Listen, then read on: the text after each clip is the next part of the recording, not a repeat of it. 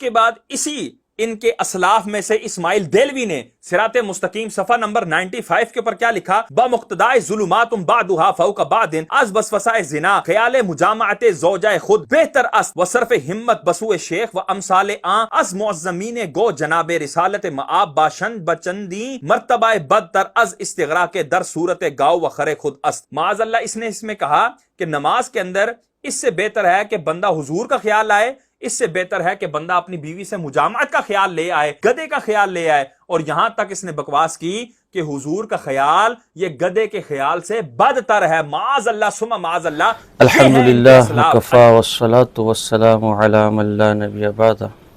اما بعد فاعوذ باللہ من الشیطان الرجیم، بسم اللہ الرحمن الرحیم۔ آپ نے اس رضاخانی خطیب صاحب کی چرب زبانی ملاحظہ فرمائی۔ اس سے پہلے بھی کتاب التوحید کے حوالے سے ہم ان کی جھوٹ کا پردہ فاش کر چکے ہیں۔ آج صراط مستقیم کے حوالے سے ان کے جھوٹ پر مختصر گفتگو کریں گے۔ ان موصوف نے جو یہ کہا کہ شاہ اسماعیل نے یہ بکواس کی ہے کہ معاذ اللہ نبی کا خیال نماز میں آنا گدھے کے خیال سے کئی درجے بدتر ہے یا بدتر ہے، معاذ اللہ،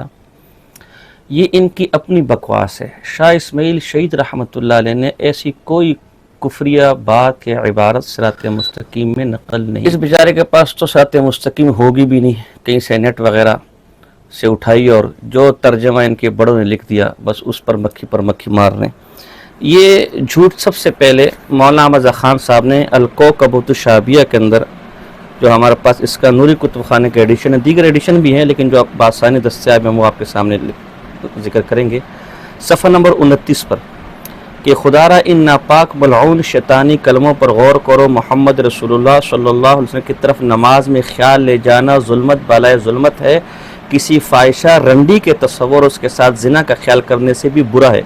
اپنے بیل یا گدھے کے تصور میں ہماتم ڈوب جانے سے بدرجہ بدتر ہے۔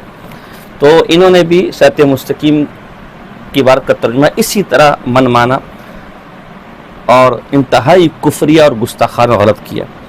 حقیقت یہ کہ آج تک جس رضاخانی نے بھی صراط مستقیم کی اس فارسی عبارت، اول تو کس نے فارسی عبارت نقل نہیں کی، سب نے اپنی پیڑ سے بنائی ہوئی عبارت نقل کی ہے، اور جنہوں نے نقل بھی کی ہے جیسے مولانا احمد خان صاحب نے یا اس خطیب صاحب نے، کبھی بھی ترجمہ صحیح نہیں کیا۔ مثلا دیکھیں جال حق کے اندر مفتی احمد یار گجراتی اپنی طرف سے عبارت بناتا ہے کہ نماز میں حضور کا خیال لانا اپنے گدھے اور بیل کے خیال میں ڈوب جانے سے بدتر ہے۔ معاذ اللہ کوئی مائی کا لال بتائے کہ یہ صراط مستقیم کی کس عبارت کا ترجمہ ہے۔ اس طرح انوار شریعت کے اندر نظام الدین ملتانی لکھتا ہے کہ نماز میں خیال نبی علیہ السلام کا نماز میں خیال نہ بیل اور گدھے اور کنجری کے زنا سے بھی ظلم اور بدتر ہے، معاذ اللہ۔ اسی طرح کوکب نورانی نے لکھا ہے کہ نماز میں حضور اکرم صلی اللہ علیہ وسلم کی طرف خیال کا صرف جانا بھی بیل گدھے کے خیال میں ڈوب جانے سے بہت برا ہے۔ اسی طرح پنڈی مناظرے میں حنیف قریشی صاحب نے عبارت یوں بنائی کہ نماز میں نبی پاک صلی اللہ علیہ وسلم کا خیال گدھے اور بیل کے خیال کے برابر بھی نہیں بلکہ اس سے بھی برا ہے، معاذ اللہ۔ یہ جتنی عبارتیں ہیں یہ سب رضاخانیوں کی اپنی بنائی ہوئی ہیں، ان میں سے کوئی بھی شاہ اسماعیل شہید رحمۃ اللہ تعالی نے بیان نہیں کی۔ لہٰذا ایک مسلمان کی طرف سے خود سے ایک کفر بنا کر مولانا احمد خان صاحب سے لے کر اس خطیب صاحب تک جن نے اپنی طرف سے عبارت بنا کر حضرت شاہ اسماعیل شہید رحمۃ اللہ کی طرف منسوب کیے، وہ خود اپنے اصولوں کی روشنی میں ایسے کافر بے ایمان اور گستاخ ہو چکے ہیں کہ جو رضاخانی ان کے کفر میں شک کرے وہ بھی مسلمان نہیں ہے۔ ہم ترتیب بار اس اعتراض کا جواب انشاءاللہ دیں گے۔ پہلی بات تو یہ ہے کہ اگر شاہ اسماعیل شہید رحمۃ اللہ علیہ معاذ اللہ ایسا کوئی کفر صراط مستقیم میں لکھا ہے کہ نماز میں نبی اکرم صلی اللہ علیہ وسلم کا خیال آ جانا معاذ اللہ گدھے اور کنجری کے خیال سے بھی بدتر ہے، تو پھر تو شاہ اسماعیل شہید کے کفر میں شک کرنے والے کو بھی کافر ہونا چاہیے۔ بقول رضاخانیوں کے یہ کتنا بڑا کفر شاہ صاحب نے لکھا ہے، یہ خود مولانا رضا خان صاحب کی عبارت کی روشنی میں ملاحظہ فرمایا۔ صفحہ نمبر 29 سے میرے پاس الکوکبۃ الشعبیہ نوری کتب خانہ ہے کہتے ہیں مسلمانوں للہ انصاف، کیا ایسا کلمہ کسی اسلامی زبان و قلم سے نکلنے کا ہے؟ حاشا للہ، پادریوں، پنڈتوں وغیرہ کھلے کافروں مشرکوں کی کتابیں دیکھو جو انہوں نے بذام خود اسلام جیسے روشن چاند پر خاک ڈالنے کو لکھی ہے، شاید ان میں بھی اس کی نظیر نہ پاؤ گے۔ ایسے کھلے ناپاک لفظ تمہارے نبی، تمہارے پیارے نبی، تمہارے سچے رسول صلی اللہ علیہ وسلم کی نسبت سے لکھے ہیں۔ اور آگے لکھتے کہ مسلمانوں کیا ان گالیوں کی محمد رسول اللہ صلی اللہ علیہ وسلم کو اطلاع نہ ہوئی یا مطلع ہو کر ان سے ایذا نہ پہنچی؟ ہاں اللہ واللہ انہیں اطلاع ہوئی، واللہ انہیں ایذا پہنچی، واللہ جو انہیں ایذا دے اس پر دنیا ختم ہے۔ اللہ جبار و قہار کی لعنت، اس کے لیے سختی کا عذاب، شدت کی عقوبت۔ یعنی شاہ صاحب نے اس عبارت میں جو کفر بکا ہے معاذ اللہ بقول ان لوگوں کے، ایسا کفر، ایسی گستاخی آج تک ان پنڈتوں اور پادریوں کی بھی جرت نہ ہو سکی جنہوں نے اسلام اور رسول اللہ صلی اللہ علیہ وسلم کے خلاف کتابیں لکھی۔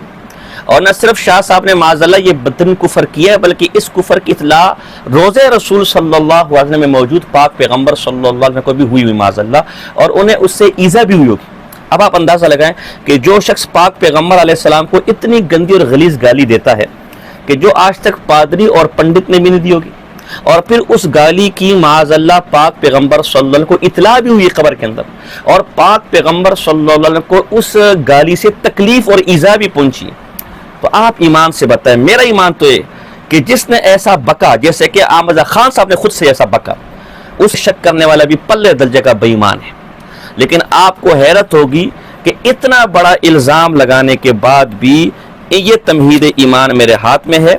اور یہ مکتبۃ المدینہ کی چھپی ہوئی ہے، اور اس میں لکھتے ہیں صفحہ نمبر 54 اس پہ لکھتے ہیں امام الطائفہ اسماعیل دہلوی کے کفر پر بھی حکم نہیں کرتا کہ ہمیں ہمارے نبی صلی اللہ علیہ وسلم نے اہل لا الہ الا اللہ کی تکفیر سے منع فرمایا ہے۔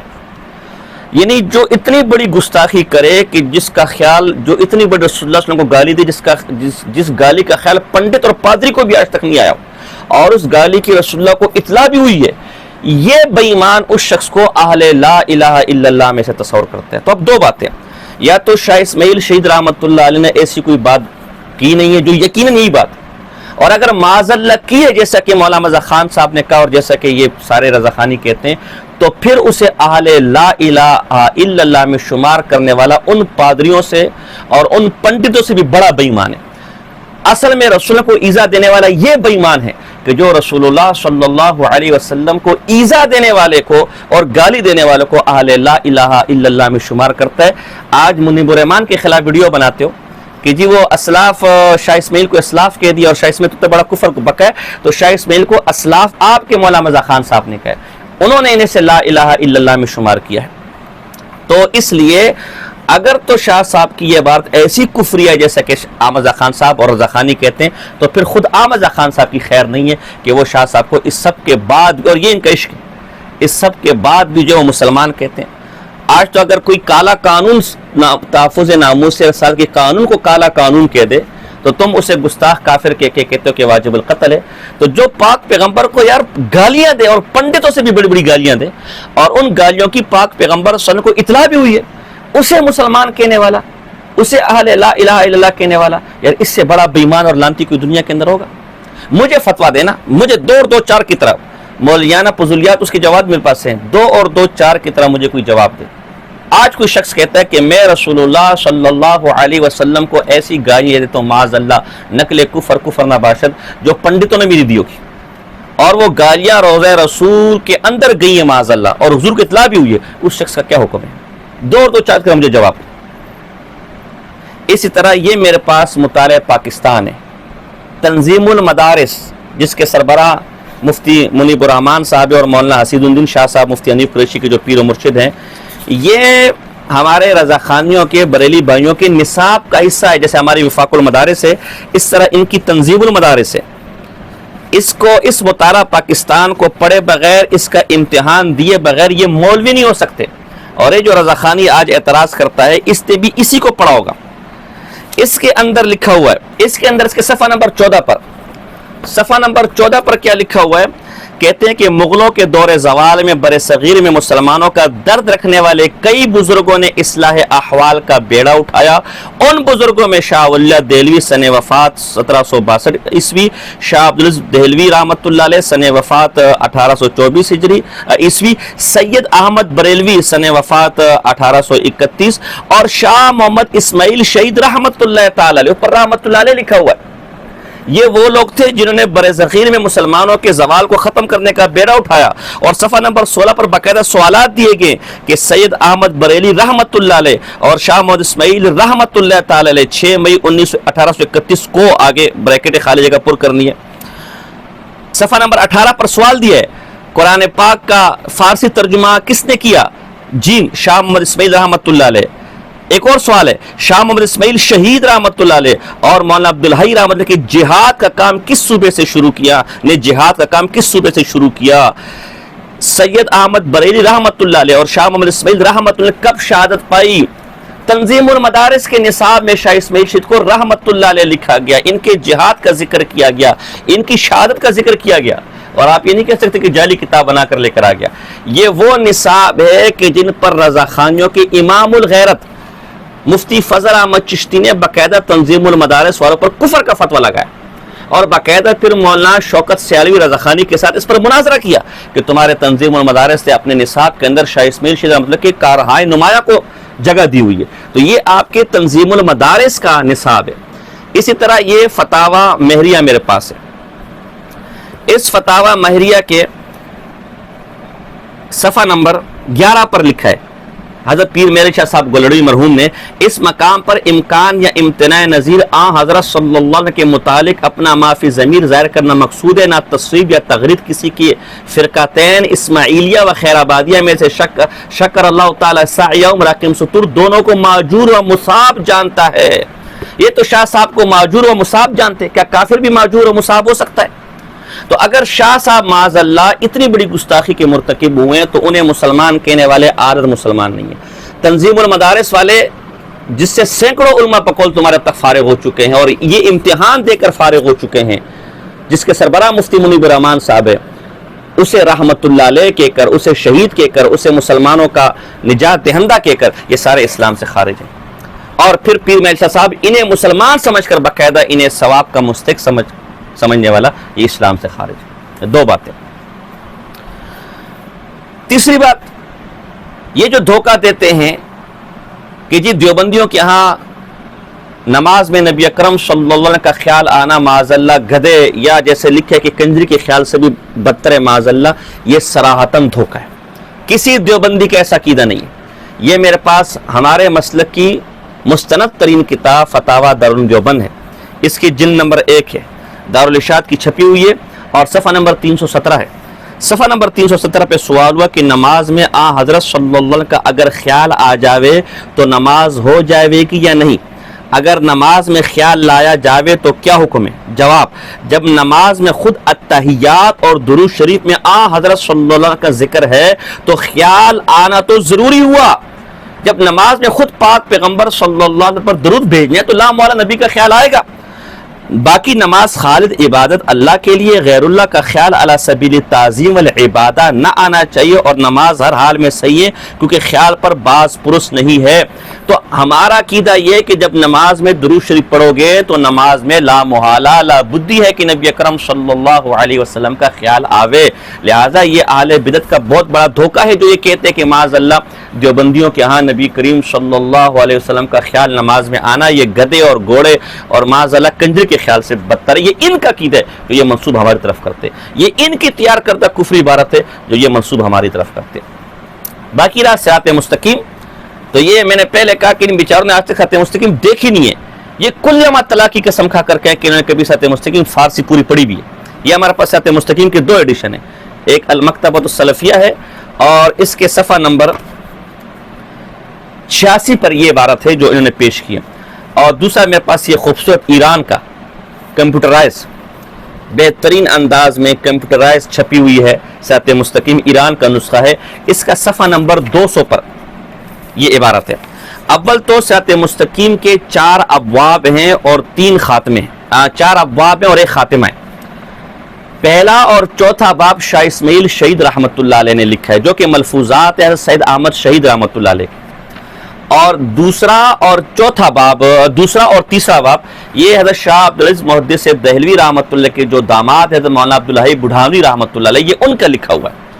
اور جو عبارت یہ پیش کرتے ہیں یہ دوسرے باب کی ہے۔ تو اول تو یہ ملفوظ سید احمد شہید رحمۃ اللہ علیہ کے شاہ اسماعیل کے اپنے الفاظ نہیں ہیں، پہلا فتویٰ ان پر لگنا چاہیے تھا لیکن ان کا کوئی نام نہیں لیتا۔ پھر انہیں نقل کرنے والا، جمع کرنے والا شاہ صاحب نہیں ہے، علامہ عبدالحی بڑھاوی رحمۃ اللہ علیہ،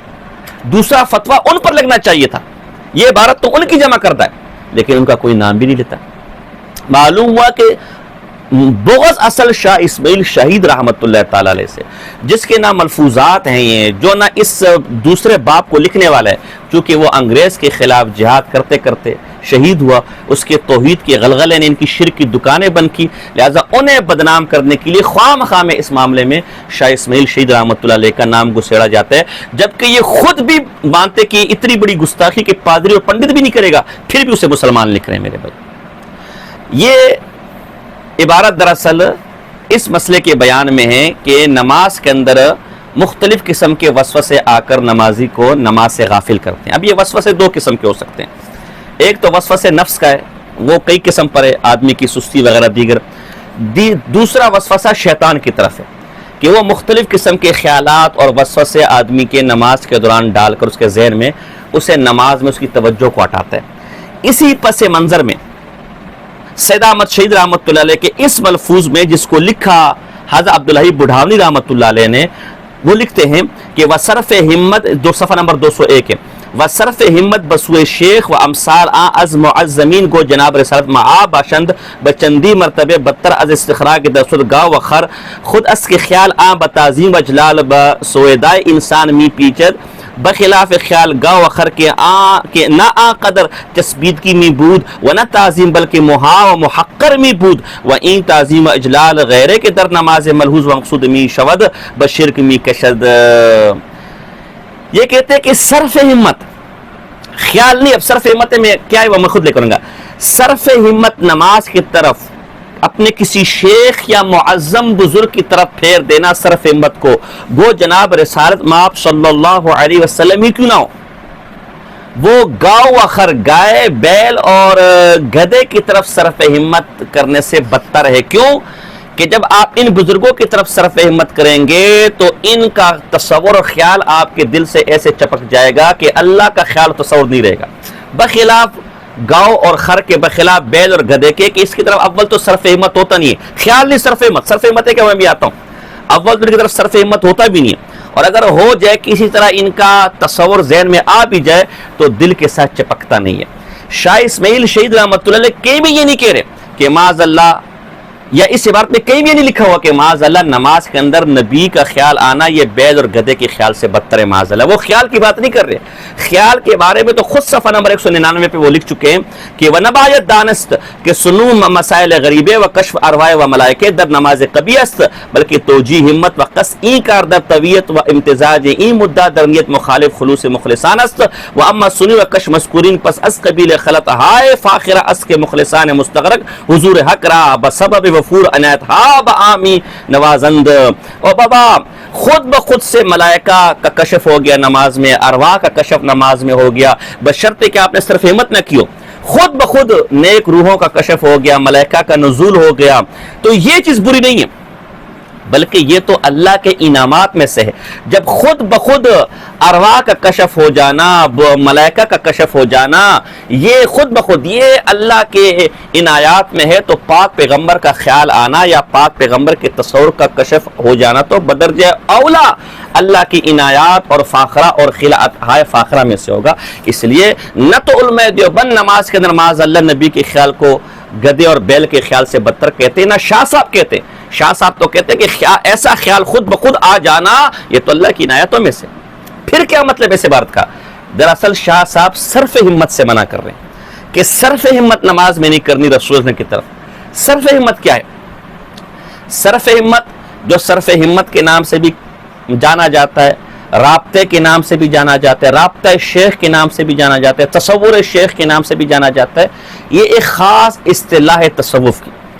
صرف ہمت میں کیا ہوتا ہے کہ جو آدمی صرف ہمت کسی کی طرف کرنا چاہتا ہے وہ اپنی پوری توجہ اس خاص شخص پر ایسا مرکوز کر دیتا ہے کہ اس شخص کے سوا، تعظیم کے ساتھ، اس شخص کے سوا اس کے دل میں کسی اور کا خیال اور تصور باقی نہیں رہتا۔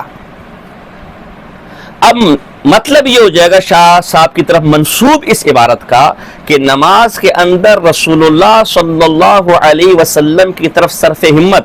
یعنی نماز جو مقام ہے اللہ کی تعظیم کا، نماز ہے جو مقام ہے اللہ کی عبادت کا، نماز ہے جو مقام ہے اللہ کی طرف توجہ کرنے کا، اس کے اندر پاک پیغمبر کی طرف صرف ہمت کرنا، یعنی تعظیم کے ساتھ رسول اللہ کے خیال کو اس طرح دل سے چپکا دینا کہ اللہ کا خیال بھی نہ رہے، اللہ کی طرف توجہ بھی نہ رہے، توجہ ساری پاک پیغمبر پر مرکوز ہو جائے، یہ درست نہیں ہے۔ بلکہ اس کے مقابلے میں خود انصاف سے کام لو کہ اگر بیل اور گدھے کا خیال آوے تو وہ اس کی گنجائش اس لیے کہ بیل اور گدھے کا خیال تعظیم کے ساتھ کبھی بھی نماز کے اندر نہیں آئے گا۔ جب نہیں آئے گا تو اس سے نماز پر کوئی فرق نہیں پڑے گا، لیکن صرف ہمت کے ساتھ جب آپ یعنی پوری تعظیم کے ساتھ، پوری توجہ کے ساتھ پاک پیغمبر کا خیال نماز میں ایسے لے کر آ جائیں گے، خیال ایسے، فقط خیال نہیں، خیال ایسے لے کر آ جائیں گے صرف ہمت کے طور پر کہ حضور علیہ السلام کے سوا دل و دماغ میں اور کوئی نہیں ہوگا، انہی کی تعظیم دل و دماغ میں ہوگی، اور اس حال میں آپ نماز پڑھ رہے ہوں گے تو آپ کا رکوع، آپ کا قیام، آپ کا سجدہ، آپ کی تسبیحات وہ سب پاک پیغمبر صلی اللہ علیہ وسلم کے لیے ہو رہی ہوں گی، تو وہ نماز نہیں بلکہ وہ نماز شرک ہو گیا۔ شاہ صاحب کا مقصد تو یہ، ہاں گدھے اور خیال، یہ خیال زیادہ یعنی یہ صرف ہمت زیادہ برا ہے بیل اور گدھے کی طرف صرف ہمت کرنے سے، کیونکہ بیل اور گدھے کی طرف صرف ہمت اول تو ہوگی نہیں، اگر ہو بھی گئی تو اس تعظیم کے وہ ایسا چپک جائے کہ بیل اور گدھے کے سوا کسی کا خیال نہ رہے، ایسا ہوگا ہی نہیں، ایسا ہو ہی نہیں سکتا، اس لیے کہ یہ حقیر چیزیں ہیں، یہ معظم چیزیں نہیں ہیں، اس کی طرف اس طرح خیال اور دھیان آدمی کا نہیں جاتا۔ اب آئیے ذرا اس پر مزید تفصیل، چونکہ کتاب ہماری ہے لہذا رضاخانی اصولوں پر اس کی اصطلاحات اور اس کی توضیحات بھی ہمارا حق ہوگا۔ یہ میرے پاس امام اہل سنت شیخ سرفراز خان صفدر صاحب رحمۃ اللہ علیہ کی کتاب ہے عبارات اکابر، صفحہ نمبر 98، اس میں کہ صراط مستقیم کی اس عبارت میں جس پر خان صاحب بریلی اور ان کے چیلے اعتراض کرتے ہیں، صرف ہمت کے الفاظ چمکدار ستاروں کی طرح جھلک رہے ہیں، کأنہ کوکب درتیج، اور جس کے معنی آپ نے اپنی ہمت کو لگا دینا پڑے ہیں، اس کے معنی محض تصور اور خیال آنا کے نہیں ہیں جیسا کہ خان صاحب بریلی اور ان کے متوسلین کرتے ہیں، بلکہ وہ ایسا خیال ہے جس میں قصدن اور ارادتن اپنی پوری ہمت لگا دی جائے۔ بعض صوفیہ کرام کے نزدیک شغل برزخ، شغل رابطہ اور صرف ہمت ایک خاص اصطلاح ہے، وہ یہ کہ اپنی توجہ کو شیخ کی طرف یکسو کرنے کے لیے ہر قسم کے خیالات اور خطرات سے اپنے دل اور ذہن کو خالی کر کے صرف اپنے شیخ ہی کی صورت کو دل جمی اور یکسوئی کے ساتھ اس انداز سے پیش نظر رکھے کہ گویا وہ حاضر ہے، اس کے علاوہ اور کسی چیز کی طرف دھیان نہ ہو، بس وہی شیخ دل میں سمایا ہوا ہو اور دل میں صرف اسی کے لیے جگہ۔ تو آپ بتائیں اگر آپ اس طریقے سے نماز میں صرف ہمت کریں گے تو نماز تو اللہ کے لیے تھی، وہ اللہ کے لیے تو نہ رہی نا، توجہ تو اللہ کی طرف ہونی چاہیے۔ میں آ رہا ہوں ابھی اہل بدعت کے حوالوں کی طرف بھی آ رہا ہوں۔ یہ میرے پاس رابطہ شیخ پیر عبداللطیف نقشبندی کی کتاب ہے جس پر پیر کرم شاہ ازہری کی کا مقدمہ موجود ہے اور ان کے بہت بڑے پیر علاؤ الدین صدیقی اس کی تائید موجود ہے۔ اس میں صفحہ نمبر وہی صرف ہمت رابطہ یہ سب ایک ہی چیز ہے، صفحہ نمبر 46 پر صرف ہمت کا معنی کیا لکھتے ہیں کہ صرف ہمت میں کیا ہونا چاہیے، یعنی رابطے میں طریقے رابطہ میں ذات باری تعالیٰ کی طرف حد درجے استغراق پیدا کرنا ہوتا ہے۔ طریقہ رابطہ کے اس استغراق میں فنائیت کا ہونا طریقے رابطہ کے لوازمات میں شامل ہے، یعنی رابطہ چاہے وہ اللہ کی طرف یا کسی کی طرف بھی ہو، رابطہ کے اندر حد درجے استغراق ضروری ہے، یعنی جس کی طرف آپ رابطے میں متوجہ ہیں، صرف ہمت میں متوجہ ہیں، اس میں اتنے مستغرق ہو جائیں کہ اس میں فنا ہو جائیں، اس کے علاوہ کسی کا خیال نہ ہو۔ تو ایسا نماز میں کسی کے خیال میں مستغرق ہو جانا کہ اس کے سوا کسی کا خیال دل و دماغ میں نہ رہے، یہ خود اہل بدعت کیا شرک ہے، جیسا کہ انشاءاللہ بھی آئے گا۔ یہ میرے پاس حضرت شاہ ولی اللہ محدث دہلوی رحمۃ اللہ کی القول الجمیل ہے، اس کا ترجمہ بھی ہے، اس کے اندر صرف ہمت کے معنی لکھتے ہیں کہ صرف کا معنی پھیرنا ہوتا ہے اور اب ہمت کے معنی کیا ہے؟ جس کو یہ رضاخانی خیال سے تعبیر کرتے ہیں، جو قطعاً خیال کے معنی میں نہیں ہے۔ صفحہ نمبر 95 پر لکھتے ہیں اما الہمت فعبارۃ عن اجتماع الخاطر وتأکد العزیمۃ بصورت التمنی والطلب بحیث لا یخطر فی القلب خاطر سوى هذا المراد كطلب الماء للعطشان۔ اور ہمت یعنی صرف کا معنی پھیرنا، تو صرف ہمت تو عبارت ہے اجتماع خاطر اور قصد کے مضبوط ہو جانے سے بصورت آرزو اور طلب کے اس طرح پر کہ دل میں کوئی خطرہ نہ سماوے سوائے اس مراد کے، جیسے پیاسے کو کوئی کو پانی کی طلب ہوتی ہے۔ صرف ہمت کا مطلب ہے کہ اپنے دل کے خیالات، دل کی توجہ، دماغ کی توجہ ساری اپنے اس مطلوب جس کا آپ صرف ہمت کرنا چاہتے ہیں ایسا کر دیں کہ سوائے اس کے کسی اور کا خیال نہ رہے۔ جیسے سخت پیاس کے اندر پیاسے کو پانی کے سوا کسی اور کا خیال نہیں رہتا، تو شاہ صاحب اس بات میں نبی کے خیال سے منع نہیں کر رہے، جھوٹ بول رہے، یہ نماز میں نبی کی طرف صرف ہمت سے منع کر رہے ہیں کہ پھر وہ نماز نہیں رہے گی۔ اور صرف ہمت کا مطلب یہ ہے کہ نماز کے اندر رسول اللہ کی تعظیم کے ساتھ ایسی توجہ ان کی طرف کر دینا، اپنے خیال کو ایسے متوجہ کر دینا کہ سوائے رسول اللہ صلی اللہ علیہ وسلم کا کسی کا خیال اور کسی کی تعظیم دل و دماغ میں نہ ہو، اور نماز میں اس طرح پاک پیغمبر کی تعظیم کرنا کہ سوائے ان کے کسی کا خیال اور وہم دل و دماغ میں نہ ہو، یہ خود اہل بدعت کے ہاں شرک اور حرام ہے۔ چنانچہ یہ میرے پاس ان کے مناظر اعظم اشرف العلماء جناب مولانا اشرف سیالی صاحب کی گلشن توحید ہے، اور جلد اول ہے، اہل سنہ پبلیکیشن نے چھاپا ہے اس کو، اپنا 1424 ہجری اس کا ایڈیشن ہے جہلم سے، اور اس کا صفحہ نمبر 281 ہے۔ صفحہ نمبر 286 میں لکھتے ہیں اما من اتخذ مسجدا فی جوار صالح او صلی فی مقبرته وقصد بالاستحضار استظهار بروحه او وصول اثر ما من آثار عبادتی الیہ للتعظیم له والتوجہ ونحو فلا حرج علیہ۔ کسی بزرگ کے پڑوس میں نماز پڑھنا، یا اس کے مقبرے میں نماز پڑھنا، مسجد بنانا اور پھر نماز پڑھنا، یا اس کے مقبرے کے قریب نماز پڑھنا، اور مقصد یہ ہو کہ اس کی روح کی برکات یا اس کی برکات مجھے حاصل ہو جائے، اس میں تو کوئی اشکال نہیں ہے، بشرط ہے کہ اس کی تعظیم نہ ہو۔ نماز کے اندر اس بزرگ کی تعظیم نہیں ہونی چاہیے، ورنہ پھر پاک پیغمبر نے کہ اس حدیث کا مصداق ہو جائے گا کہ لعن اللہ الیہود والنصارى اتخذوا قبور انبیاء مساجدا، اللہ کی لعنت ہو یہود و نصارہ پر جنہوں نے انبیاء کی قبروں کو مسجد اور سجدہ بنا لیا۔ تو آپ کا مولوی تو کہہ رہے کہ نماز میں بزرگ کی تعظیم بھی اگر آپ نے کر لی، تعظیم بھی نہیں ہونی چاہیے، تو خدا کے رسول اللہ کی لعنت آپ پر پڑے گی۔ اور یہاں تو شاہ اسماعیل کی صرف ہمت کی بات ہو رہی ہے کہ صرف ہمت کا مطلب یہ کہ ایسی تعظیم کے سوائے دل و دماغ میں کسی اور کا خیال نہ ہو جس کی طرف آپ نے صرف ہمت کی ہے، تو یہ تو آپ کے ہاں بھی شرک ہے۔ چنانچہ یہ فتاوی رضویہ میرے پاس ہے اور اس کی جلد نمبر 5 ہے، اس میں بھی یہی حدیث کہ لعن اللہ الیہود والنصارى، صحیح حدیث ہے۔ اس کی تشریح میں بہت سے علماء کے اقوال نقل کیے، میں صرف ترجمے پر اکتفا کرتا ہوں۔ قاضی صفحہ نمبر 352 ہے، قاضی بیضاوی کا حوالہ نقل کیا ہے، جو شخص کسی نیک انسان کے پڑوس میں قبر بنائے اور مقصد یہ ہو کہ اس کی قرب سے برکت حاصل کرے، اس کی تعظیم اور اس کی طرف منہ کرنا مقصود نہ ہو، تو ایسا شخص حدیث میں مذکور وعید یعنی لعنت میں داخل نہیں ہوگا۔ یعنی اگر تعظیم کی نیت سے نماز پڑھ رہا ہے تو پھر حدیث کی روح سے لعنت میں داخل ہوگا۔ تو اگر نماز میں فقط کسی بزرگ کی تعظیم موجب لعنت ہے تو صرف ہمت کتنی بڑی موجب لعنت ہوگی۔ یہ عبارت تو عین اسلام ہے، عین اللہ کی توحید ہے، بجائے یہ کہ اس عبارت کی آپ حوصلہ افزائی کرتے، آپ کو چونکہ اللہ کی توحید سے چڑ ہے، آپ نے اس عبارت کا اپنی طرف سے ایک ایسا معنی کر دیا کہ اسے کفر بنا دیا۔ مزید علامہ تورپشتی کے حوالے سے لکھتے ہیں کہ اسی حدیث کی روشنی میں کہ اس کی 2 وجہ ہیں، ایک تو یہ کہ یہود و نصارہ قبور انبیاء کو بطور تعظیم اور بقصد عبادت سجدہ کیا کرتے تھے، دوسری یہ کہ وہ انبیاء کی مقبروں میں نماز پڑھنے کی خصوصی طور پر کوشش کرتے تھے اور نماز میں ان کی طرف منہ کرتے تھے، اور یہ دونوں طریقے ناپسندیدہ ہیں۔ جب نماز میں انبیاء کی تعظیم اور ان کی طرف منہ کرنا ناپسندیدہ ہے اور پاک پیغمبر نے اس واسطے ان پر لعنت کی ہے، تو نماز کے اندر ایسی تعظیم، ایسی صرف ہمت کہ ساری توجہ نماز کے اندر آپ کی اس کی طرف ہو جائے، تو یہ موجب لعنت نہیں ہوگی۔ شاہ اسماعیل شہید نے کون سی غلط بات کہہ دی؟ وہی بات کی جو آپ نے کی ہے۔ آپ لوگوں نے تو نماز میں نبی کی طرف تعظیم سے بھی منع کیا ہے, تعظیم کو بھی موجب لعنت قرار دیا ہے. شاہ صاحب تو تعظیم کی نہیں, تعظیم سے اوپر کی بات کر رہے ہیں کہ صرف احمد نہیں کرنی چاہیے. اصل گستاخ اگر یہ گستاخی ہے تو اصل گستاخ وہ آمزہ خان ہے, اصل گستاخ وہ اشرف سیالوی ہے جو کہتے ہیں کہ نماز میں نبی کی تعظیم مت کرنا ورنہ لعنت کے مستحق ہو جاؤ گے.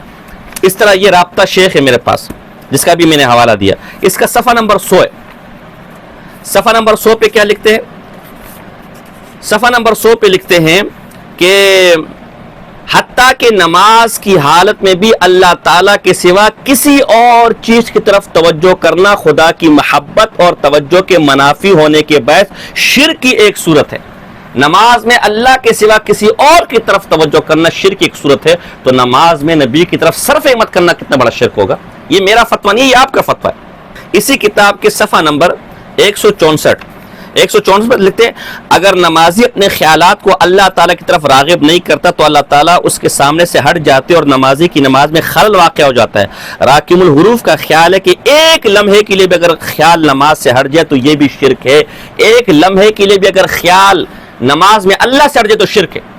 تو یہاں تو صرف احمد کی بات ہو رہی ہے. صرف احمد کتنا بڑا شرک ہوگا کہ جس میں نماز کے اندر آدمی تعظیم کے ساتھ اپنی ایسی توجہ پاک پیغمبر یا کسی کی روح یا کسی بزرگ یا کسی شیخ کی طرف کر دیتا ہے کہ سوائے اس بزرگ سوائے اس شیخ کے دل و دماغ میں کسی اور کا خیال نہیں ہوتا, نہ اللہ کا نہ کسی اور کا, اور پھر نماز پڑھ رہے تو وہ سجدے تو اس کے اس بزرگ کے لیے ہو رہے, وہ رکوع تو اس کے اس بزرگ کے لیے ہو رہے. اسی طرح یہ میرے پاس ایک اور کتاب ہے جو ملفوظات شریفہ ہے, حضرت مولانا احمد شاہ غلام علی مجددی دہلوی رحمۃ اللہ علیہ کے, اور یہ مکتبہ نبویہ بریلت کا مکتبہ ہے اور اقبال احمد فاروقی نے اس کا ترجمہ کیا ہے. اس کا صفحہ نمبر 1-9 ہے. 1-9 پر یہ صرف ہمت کا معنی کیا لکھتے ہیں؟ جو لوگ کہتے ہیں صرف ہمت کا معنی خیال ہے, صرف ہمت کا معنی ہے حضور صلی اللہ علیہ وسلم کی ہمت کا ابو جہل میں اثر انداز نہ ہونا حضور کے ارادے اور توجہ کے نہ ہونے کی وجہ سے تھا. معلوم ہوا کہ صرف ہمت کا معنی محض خیال نہیں ہے بلکہ اثر ڈالنا ہے, توجہ ڈالنا ہے. تو اگر صرف ہمت کا ہم یہ معنی لے لے تو پھر اس بات کا معنی یہ ہو جائے گا کہ نماز میں رسول اللہ کی طرف صرف ہمت کرنا جائز نہیں ہے. کیوں کہ صرف ہمت کا معنی اثر ڈالنا. تو آپ بتائیں جو اپنے اثرات نبی اکرم پر ڈالے معاذ اللہ, یہ کیا نبی اکرم کی عزت ہے؟ یا اثر لینا ہوگا تو لا محالہ تعظیم کے ساتھ اثر لے رہا ہوگا, یا تو افادہ ہوگا استفادہ ہوگا. افادہ دینا پاک پیغمبر کو جائز نہیں, گستاخی ہے. استفادہ لینا تعظیم کے بغیر جائز نہیں ہے. اور یہ آپ کے فتاوی ہے کہ نماز میں انبیاء کی تعظیم کرنا یہ پاک پیغمبر صلی اللہ علیہ وسلم کی لعنت کا مستحق ہے, ایسا شخص لعنت کا موجب ہے. لہٰذا اس بات کا وہ مطلب نہیں ہے, اس بات کا مطلب یہ نہیں ہے کہ معاذ اللہ نماز میں پاک پیغمبر کا خیال آنا گدے اور کنجری اور پتہ نہیں کیا کیا بکواس ہے. اللہ جاز باللہ میں تو یہ الفاظ کہتے بھی حیا اور شرم آتی ہے. ہرگز نہیں, بلکہ نماز میں خود سے خیال آ جانے کو خود شاہ صاحب خلعت فاخرہ سے تعبیر کر رہے ہیں. یعنی شاہ صاحب سے شاہ اسماعیل سیدہ مشرق کے جو ملفوظات ہیں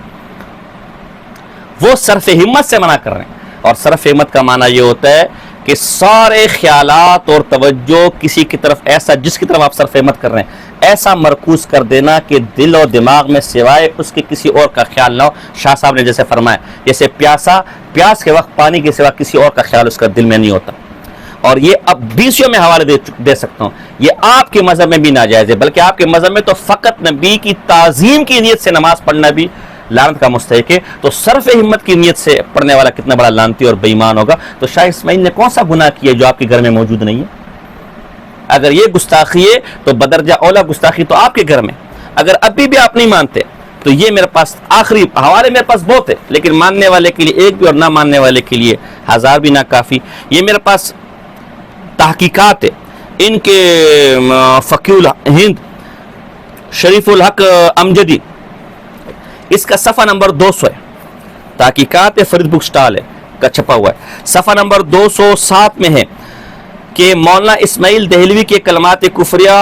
استاذ الاساتذہ علامہ فضل خیر آبادی اور ان کے معاصر علماء کرام کی خدمت میں پیش ہوئے. ہو سکتا ہے کہ بیان جلالت شان و ذکاوت و فطانت ان حضرات کو ان کلمات میں کوئی تعویل سمجھ میں نہیں آئی، نہ قریب نہ بعید ان حضرات کی نظر میں اس کے کلمات کفریہ صریح متعین نظر آئے، جن کی بنا پر ان حضرات اسماعیل دہلوی کی قطعی تکفیر فرمائی. لیکن جب وہ کلمات مجدد اعظم اعلیٰ حد کے علم میں آئے تو بمصداق فوق کل ذی علم علیم ان میں اعلیٰ کو اسلام کا پہلو سمجھ میں آیا. تو آپ کے عادت کو تو اس عبارت میں اسلام کا پہلو سمجھ آ رہا ہے. تو اب میرا چیلنج ہے کہ جس طرح آپ کے اعلیٰ حضرت کو اس عبارت کے اندر اسلام کا پہلو نظر آیا، کوئی رضا خانی ہے تو ہمیں بتائے کہ اس میں اسلام کا کون سا پہلو ہے. اگر نہیں ہے تو آپ کے شریف الحق صاحب جھوٹ بول رہے کذب بیانی سے. یا تو شریف الحق کو کاذب اور جھوٹا مانو، اگر جھوٹا نہیں مانتے تو بقول اس کے آلت کو اسلام کا پہلو نظر آیا، اس عبارت کے اندر ہمیں اسلام کا پہلو دکھاؤ. اور یہ تمہید ایمان میں مولانا مزہ خان صاحب نے اصول لکھا ہے کہ کسی کی عبارت میں 99 احتمال کفر کے ہوں، ایک احتمال بھی اسلام کا ہو تو اس کے اسلام کا حکم لگایا جائے گا اور اس عبارت کو اس اسلامی پہلو پر معمول کیا جائے گا. تو تم وہ اسلام کا احتمال بتاؤ، اس عبارت میں مراد وہی اسلام کا پہلو ہے. اور اسی لیے مولانا مزہ خان صاحب نے بھی شاہ صاحب اسماعیل رحمۃ اللہ علیہ کو مسلمان کہا. تو خلاصہ کلام یہ، پہلی بات، اگر شاہ صاحب کی عبارت معاذ اللہ اتنی بڑی گستاخانہ ہے کہ پادریوں اور پنڈتوں نے بھی آج تک ایسی گستاخی نہیں کی ہوگی، تو اسے مسلمان لکھ کر مولانا مزہ خان صاحب خود اپنے فتوے سے، ان کا فتوی ہے، کلب من کلاب النار ہو گئے. دوسری بات، اگر یہ عبارت گستاخانہ ہے اور مفتی منیب الرحمان صاحب آج شاہ صاحب کو اسلاف کہہ رہے ہیں اور آپ فتوے لگا رہے ہیں، تو آپ کے تنظیم المدارس کے علماء نے شاہ صاحب کو اپنے اسلاف بزرگوں میں سے شہید اور رحمت اللہ علیہ مانا ہے. آپ کے پیر علی شاہ صاحب نے ان کو ثواب کا مستحق مانا ہے، تو پھر ان پر فتوے لگاؤ. تیسری بات، شاہ صاحب نے کہیں بھی خیال کا ذکر نہیں کیا اور نہ علماء دیوبند کا یہ نظریہ کہ نبی کا خیال آنا معاذ اللہ نماز میں شرک ہے. ہماری کتاب میں سراتن لکھا ہوا ہے کہ جب اتحیات پڑھے گا، درود شریف پڑھے گا تو لا محالہ پاک پیغمبر صلی اللہ علیہ وسلم کا خیال آئے گا. ہمارا اصل عقیدہ یہ. چیلنج کرتا ہوں، کسی دیوبندی نے، مستند دیوبندی نے، معتبر دیوبندی نے اگر اپنی کسی کتاب میں یہ لکھا ہے کہ نبی کا خیال آنا معاذ اللہ، یہ ہمارا عقیدہ ہے کہ نبی کا نماز میں خیال آنا گدے اور پتہ نہیں کس کے خیال سے برا معاذ اللہ، دکھاؤ میں مجرم. اور چوتھی بات، شاہ اسماعیل نے کہیں بھی خیال کا ذکر نہیں کیا. خود سے خیالات آنے کو تو وہ خود خیالات فاخرہ کہہ رہے، اللہ کی عنایات سے تعبیر کر رہے، بلکہ شاہ صاحب نے صرف ہمت سے منع کیا ہے نماز میں رسول اللہ کی طرف یا بزرگوں کی طرف. اور صرف ہمت کا مطلب یہ ہے کہ اپنی پوری توجہ اس طرح نماز میں رسول اللہ کی طرف مرکوز کر دینا یا بزرگ کی طرف مرکوز کر دینا کہ سوائے رسول اللہ کے کسی اور کا خیال دل و دماغ میں نہ ہو، تو لا محالہ یہ ناجائز ہے، یہ شرک ہے، یہ اللہ کی گستاخی ہے کہ نماز تو اللہ کی ہو اور توجہ ساری غیر اللہ کی طرف ہو. انہوں نے تو پھر بھی صرف ہمت کا ہے، جبکہ آپ کے لوگوں نے مطلقاً نماز میں انبیاء کی تعظیم کو لعنت کا موجب قرار دیا ہے. تو پھر بڑے گستاخ آپ کے یہ بزرگ ہیں. ہاں، رہی یہ بات کہ جی گاؤں اور یعنی بیل اور گدھے کے خیال کو کی طرف صرف ہمت کو نبی کی طرف صرف ہمت سے اچھا کیوں کہا ہے، تو سیدھی سی بات ہے، نبی کی طرف جب صرف ہمت کریں گے تو لا محالہ تعظیم دل سے چپک جائے گی، جیسے کہاں ہے یہاں کہاں ہے، اور خیال دل سے چپک جائے گا، پھر وہ خیال جائے گا نہیں تو نماز نہیں رہے گی. جبکہ گاؤں یا خر سے مراد غیر معظم چیزیں جو معزز نہیں ہے بلکہ محقر ہے، لکھا ہوا ہے، تحقیر شدہ چیز ہے، حقیر چیز ہے، جب ان کی طرف آپ ایسا کریں گے تو اول تو خیال جائے گا نہیں، صرف ہمت ہوگی نہیں، اور اگر ہوگی بھی تو دل سے چپکے گی نہیں، جس سے نماز پر کوئی فرق. یہ ایسا ہی ہے جیسے کوئی کہ میں نے نماز کے اندر اپنا تھوک نکلا تو مجھ پر صرف ایک قضا لازم ہوگی، اور کوئی کہ میں نے نبی اکرم صلی اللہ علیہ وسلم کا لعاب نکلا تو مجھ پر ایک قضا بھی اور 2 مہینے کے کفارے بھی ہیں. اب کوئی شخص کہا جو او مولوی صاحب آپ اتنے بڑے گستاخ کہ اپنا لعاب آپ نکلے رمضان میں روزے میں تو 1 روزہ کفارہ، اور پاک پیغمبر کا لعاب نکل جائے تو 1 روزہ بھی کفارہ اور 1 روزہ بھی قضا. اپنے لعاب پر 1 روزہ قضا، اور پاک پیغمبر کا لعاب اگر نکل جائے تو 1 روزہ بھی قضا اور 2 مہینے کے کفارے بھی. کیا معاذ اللہ استغفر اللہ پاک پیغمبر صلی اللہ علیہ وسلم کا لعاب معاذ اللہ آپ کے لعاب سے زیادہ گندہ ہے؟ معاذ اللہ استغفر اللہ کہ آپ کے لعاب کے نکلنے پر تو صرف 1 روزہ قضا ہے اور پاک پیغمبر کا لعاب نکلنے پر 1 روزہ قضا ہے اور 2 ماہ کفارے. اب وہ کہ کم بخت مارے بات کو سمجھ. بات یہ ہے، اصول ہے، میرا لعاب حقیر ہے، نفرت ہے، اور ایسی قابل نفرت چیز اگر نگل لی رمضان میں تو اس پہ صرف 1 قضا لازم آتی ہے. اور پاک پیغمبر علیہ السلام کا لعاب دہن یہ تو مومن کی جان ہے، معظم ہے، اور معظم چیز جس سے قلب کو سکون ملتا ہے، راحت ملتی ہے، وہ نگل لانا اس پر 1 قضا بھی ہے اور 2 ماہ کے کفارے بھی ہیں. یہ اس اعتبار سے فرق ہے نہیں کہ معاذ اللہ رسول اللہ صلی اللہ علیہ وسلم کا لعاب دہن معاذ اللہ ایسا حقیر ہے کہ اس پر 2 مہینے کے اس گناہ کو دھونے کے معاذ اللہ 2 مہینے کے کفارے بھی دینے پڑیں گے. یہی بات شاہ صاحب کہہ رہے ہیں. معاذ اللہ کئی شاہ صاحب گاؤ اخر کا رسول اللہ سے مقابلہ نہیں کروا رہے، اور گاؤ اخر کو معاذ اللہ رسول اللہ سے اوپر، رسول اللہ کو سے نیچے، استغفر اللہ عز باللہ. ہم تو یہ بات کرتے میں ہمیں موت آ رہی ہے، لیکن کیا کریں ان بتانے کے لیے ہمیں کہنا پڑا ہے. ان کا مطلب یہ ہے کہ گاؤ اخر بیل اور گدھے کی طرف صرف ہمت اگر ہوگا، خیال ہوگا تو اول تو ہوگا نہیں، اگر ہوگا بھی تو یہ حقیر چیزیں ہیں، دل سے چپکے گی نہیں تو نماز پہ کوئی فرق نہیں پڑے گا. جبکہ رسول اللہ وہ تو مومن کی دل کی جان ہے، اس کی روح ہے، اس کی جان پاک پیغمبر پر قربان ہے. ایک عاشق جب ان کی طرف صرف ہمت نماز میں کرے گا تو لا معالی ان کا خیال دل و دماغ پر ایسے چپک جائے گا کہ پھر جانے کو تیار نہ ہوگا. تو نماز میں کسی نبی کی ایسی تعظیم کہ دل و دماغ پر ایسی چپک جائے کہ اللہ کا خیال بھی نہ رہے، وہ خود علماء اور محدثین اور مفسرین کے ہاں نماز کو باطل کر دیتی ہے، نماز کے اندر شرک ہے اور پاک پیغمبر صلی اللہ علیہ وسلم کی لعنت کا استحقاق اور موجب رکھتا ہے.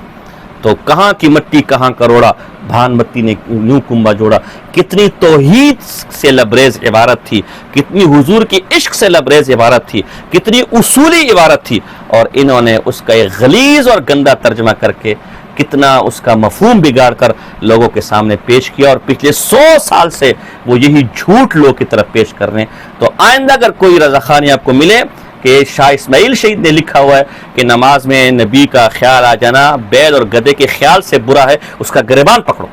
کا اصل فارسی عبارت پر اور لفظ بلفظ کا یہ ترجمہ کر، وہ الٹا لٹک جائے گا. لیکن کبھی اول تو آج تک کسی نے صحیح پڑھا ہی نہیں ہے، اور اگر پڑھ بھی لے تو وہ اس کا صحیح ترجمہ کرنے کو تیار نہ ہوگا. یہی ان کی بددیانتی ہے، یہی ان کا فراڈ ہے جس پر اپنے مسلک کو لے کر چل رہے. اللہ پاک انہیں ہدایت عطا فرمائے، اور اولیاء اللہ کے بغض اور دشمنی جو ان کے دلوں میں پڑی ہوئی ہے، جس کی وجہ سے توحید و سنت سے محروم ہو چکے ہیں، اللہ پاک اس بغض اور دشمنی کو ان دلوں سے نکالے. وما علیہ